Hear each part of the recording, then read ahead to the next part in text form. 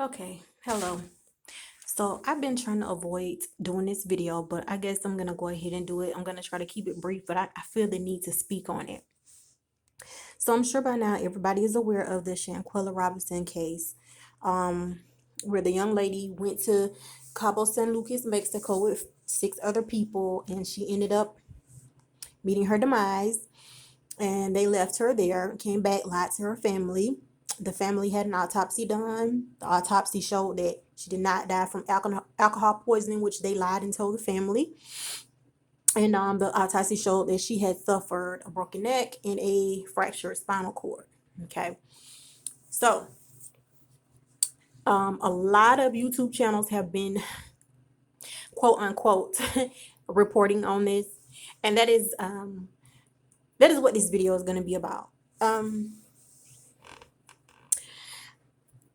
I don't want to ruffle any feathers. I don't want to step on any toes.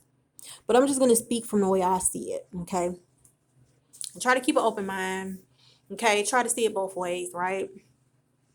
So, I'm going to use Gabby Petito as an example.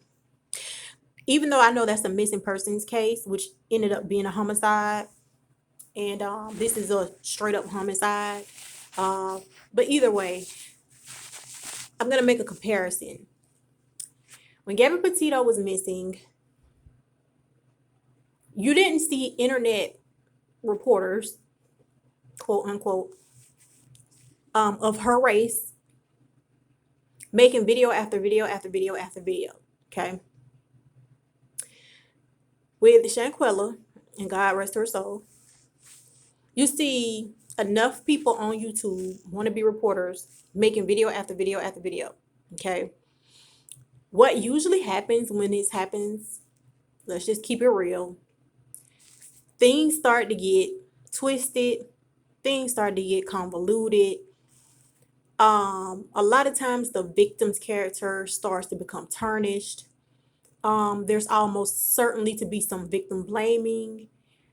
And whether people know it or not, the authorities are out looking for information. And if they can come across a YouTube video that's offering up some information that they haven't been given to come across, they're probably liable to listen to it or look into it. Okay. Now, going back to Gabby Petito. When Gabby Petito went missing, who covered Gabby Petito's case? National news. Okay. The big news stations, they were on it. And I say all of that to say this. Yes, we have to look out for our own. Yes, we have to advocate for our own. But let's just make sure we're not doing it in a fashion that's going to end up doing more harm than good in the long run. Because people started to circulate the Nazir Wiggins video, which to me was garbage from day one. At this point, anything any of them say is garbage. They show their true colors. They have no credibility by the way they handle their so-called friend. Okay, so it's nothing any of them can say to me or tell me. I wouldn't dare circulate anything they had to say. And I went in the comments on some channels and said, hey, stop circulating this BS. It's BS. None of these people are credible. Hello? Do you not know what they did to their friend? Okay, there shouldn't be anything they can say that you would want to hear. Okay? I feel as though, yes, it's important for us to look out for our own, advocate for our own. But I really think it'll do more justice to Shanquella and her family if we leave it in the hands of the true authorities and the true media, okay, to get this out, to spread the awareness. Because these wannabe internet reporters and these internet channels, so-called having interviews with the family, I know the family is hurting.